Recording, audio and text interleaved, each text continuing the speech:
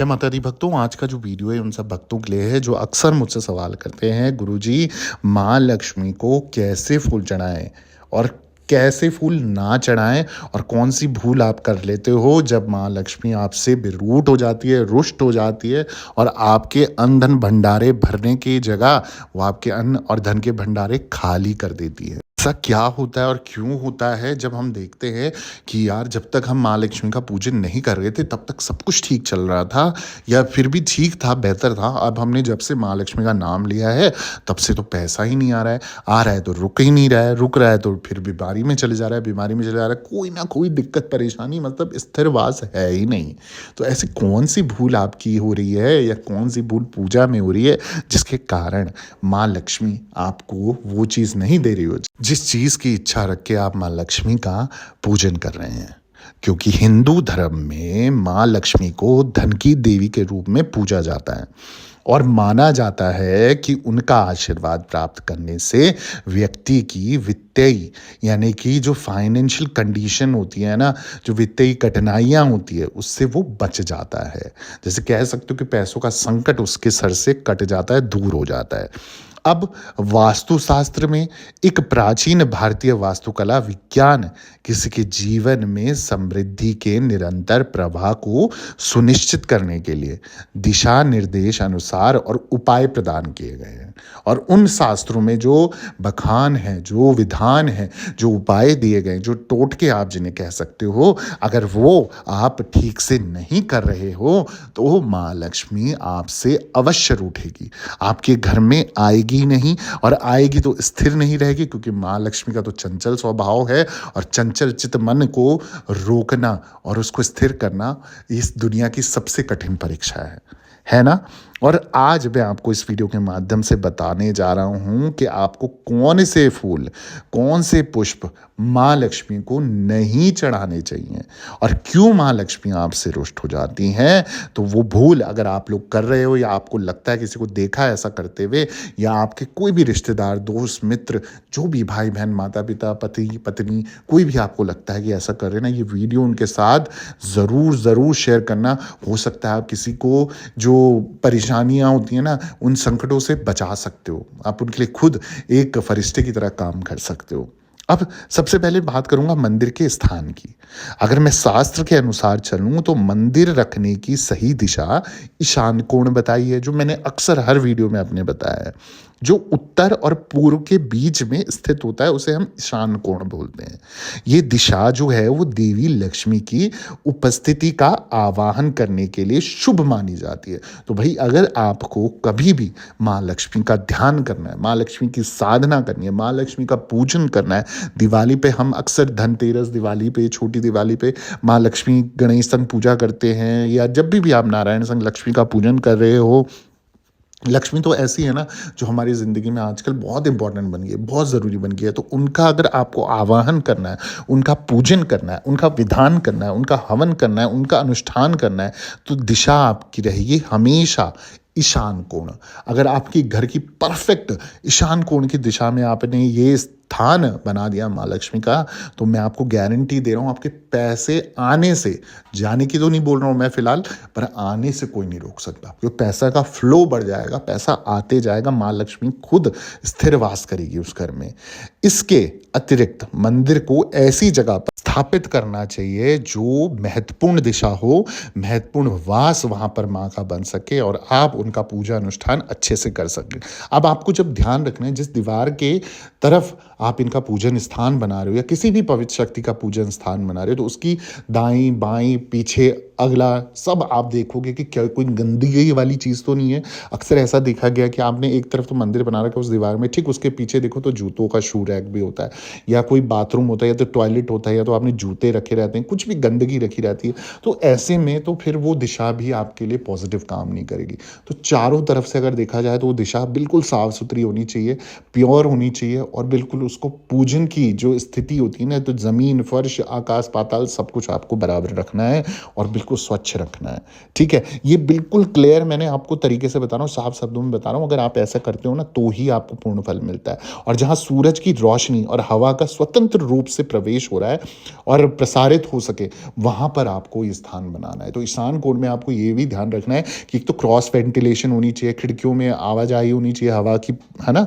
हवा पास होनी चाहिए। और दूसरा, सूर्य देव की जो किरणें आपके कमरे में, उस कमरे में अक्सर ज़रूर आनी चाहिए। चाहे मंदिर पे पड़े ना पड़े, पर उस कमरे में, उस वातावरण का, उस स्वच्छ किरणों का, सुबह-सुबह जो कहते हैं ना पर्दा खुलते ही जो सूर्य की किरणें आपके घर पे पड़े तो बहुत शुभ होता है। तो उसी तरीके से वो मंदिर के कमरे में भी बहुत ज़रूरी है। अगली जो चीज़ है वो है कि पूजा के दौरान माँ लक्ष्मी को चढ़ाए जाने वाले प्रसाद का आपको ध्यान रखना बहुत ज़रूरी है। जब आप माँ लक्ष्मी का पूजन करते हो ना, तो प्रसाद का भी ध्यान रखना अति आवश्यक है, क्योंकि अगर आप कुछ छोटी-छोटी चीज़ें भी अवॉइड कर रहे हो तो फिर माँ लक्ष्मी को प्रसन्न करने का फ़ायदा नहीं है।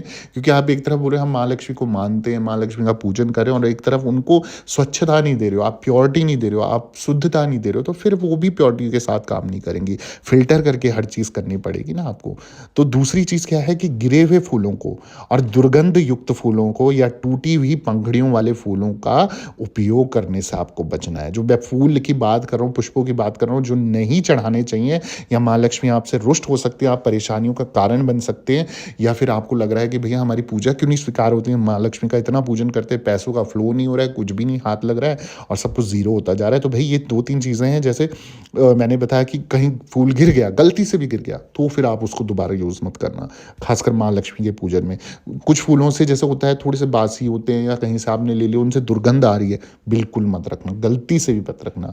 अब फूल आपको ये देखना है कि टूटे-फूटे ना हो, कटे-फटे ना हो, अब ये भी आपको ध्यान रखना है भई, कहीं से भी, चाहे वो ताज़े फूल भी ले रहे हो आप, तो देख के लो कि कटे-फटे ना हो जब माँ लक्ष्मी को अर्पण कर रहे हो। तो ये चीज़ों को आपको खास ही ध्यान रखना है। इसके अलावा पूजा के दौरान चढ़ाए गए फूल या फल बिना किसी कटे-फटे या टूटे-फूटे जो निशान होते हैं, कटाए निशान होते हैं ना चाकू के या किसी भी चीज़ के, ऐसे निशान नहीं होने चाहिए।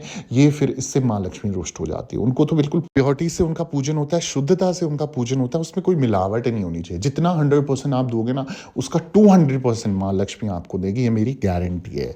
अब स्वच्छता बनाए रखने के लिए मैं अक्सर बोलता हूँ जब भी आप पूजन विधान कर रहे हो, क्योंकि शास्त्रों में मंदिर क्षेत्र के आसपास स्वच्छता के महत्व पर जोर देते हैं ना। साथ ही साथ ये भी ध्यान रखा जाता है कि मंदिर के पास चप्पलों का जो रैक, जिसे शू रैक भी कहते हैं आप, या गंदे कपड़ों वाले, कपड़ों से धोने का जो बैग रखने से आपको बचना है, चाहे वो घर पे हो, मंदिर के आसपास हो। क्योंकि क्या होता है ना, ये सबसे ज़्यादा नकारात्मक ऊर्जा, नेगेटिव, आपकी नेगेटिविटी बढ़ाते हैं, नकारात्मक ऊर्जा का प्रभाव को इतना आकर्षित कर देते हैं कि वहाँ पर कोई सकारात्मक ऊर्जा रहेगी नहीं, वो अपना स्थान छोड़ देगी। जैसे बोलते हो ना, आपने बंधन कर दिया है या कुछ किया कराया है, कुछ हो नहीं रहा है, ये नहीं हो रहा है, तो जब आप गंदगी का वास करा दोगे ना, फिर वहाँ पर पवित्र चीज़ें तो कभी भी वास नहीं करेंगी, वो स्वयं स्थान छोड़ देती हैं, वो खुद चली जाती हैं।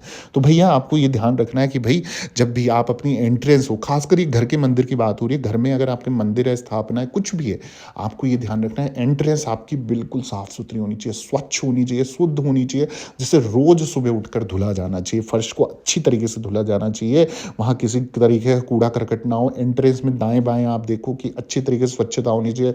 महीने में, हफ्ते में एक बार गौमूत्र का छिड़काव करो, कच्चे दूध से धुलो और नमक का पोछा लगाओ, और इस तरीके से आपको चीज़ें करनी पड़ेगी। झाड़ू आप हमेशा हाइड करके रखो, छुपा के रखो, आपको हर किसी को नहीं दिखाना है। और हिंदू मान्यताओं में जो बताई गई बातें हैं, उसमें देवी लक्ष्मी उन स्थानों पर निवास करती हैं जो साफ सुथरे होते हैं। इसलिए घर और मंदिर दोनों में जो स्वच्छता है ना, उसका हमें खास ध्यान रखना है। अगर हम माँ लक्ष्मी की कृपा पाना चाहते हो, 2 चीज़ें, 3 चीज़ें, कुछ खास चीज़ें जो हर जगह आपने सुनी होंगी, बताई गई होंगी। एक तो स्वच्छता, जहाँ पर साफ सुथरा होगा, जहाँ साफ सफाई का अक्सर ध्यान रखा जाता है ना, वहाँ माँ लक्ष्मी ज़रूर आती है। और दूसरी चीज़, घर की एंट्रेंस बिल्कुल आपने ऐसी सजा रखी है कि आप जब खुद घुसो और खुद देखो अपने एंट्रेंस को, तो आपको खुद उस एंट्रेंस से प्यार रहे, आपको घर आने का मन हो, घर से निकलने का मन ना हो। तो इस तरीके की पॉजिटिविटी अगर आपने बना रखी, तो वहाँ माँ लक्ष्मी वास करती है। आपके शीशे, जो घर के शीशे हैं, उसमें छींटे नहीं होने चाहिए, दाग धब्बे नहीं होने चाहिए। अगर दाग धब्बे होंगे तो ज़िंदगी में दाग धब्बे लगते हैं, इससे वो छींटों को आप साफ सुथरा रखें। धूल मिट्टी कहीं पर ना जमने दें, धूलों को, जाल, जो मकड़ी के जाल होते हैं, उनको ना लगने दें। और इस तरीके से आप अगर चीज़ें करते हो, शुक्रवार के दिन आप अपना झाड़ू ज़रूर खरीदें और साथ ही साथ शुक्रवार के दिन राशन या नमक खरीदने से आपको बचना होता है। तो कुछ ऐसी चीज़ें अगर आप इन नियमों का पालन करते हो और अपनी प्रोजनी यानी कि जनरेशन को भी ये चीज़ बताते हो ना, मैं आपको गारंटी दे रहा हूँ पीढ़ी दर पीढ़ी बहुत अच्छे से खाएगी, अरबपति, करोड़पति बन के खाएगी। परंतु अगर आप ही उस चीज़ को नहीं फ़ॉलो करोगे या नियम का विधान नहीं करते हो, तो फिर वो चीज़ें आपके लिए मतलब खुद ही वो बहिष्कार करने लग जाते हैं कि नहीं, इस घर में तो हमारा वास नहीं हो सकता, इस घर में हम नहीं रहेंगे या इस घर में हम पीढ़ी दर पीढ़ी नहीं चलेंगे। फिर वहाँ पितृदोष, मंगल दोष, राहु केतु दोष, वास्तु दोष, कालसर्प दोष, इस प्रकार के दोषों का जो होता है वो ठिकाना बन जाता है और फिर वो चीज़ें आपको ऐसी होती है कोई भी काम नहीं बनता है। हर चीज़ में प्रॉब्लम, शादी, ब्याह, कर्जा, उधारी, रुका हुआ धन, फंसा हुआ पैसा, कष्ट, कलेश, अशांति, ये सब आपको फेस करने पड़ते हैं। तो इन चीज़ों से बचना है तो माँ लक्ष्मी का नारायण संग पूजन ज़रूर करें। गणेश जी के साथ भी पुत्र रूप में उनकी पूजन करें। इस तरीके से आप अंधन के भंडारे भर सकते हैं। अष्टलक्ष्मी के रूप में पूजन करें।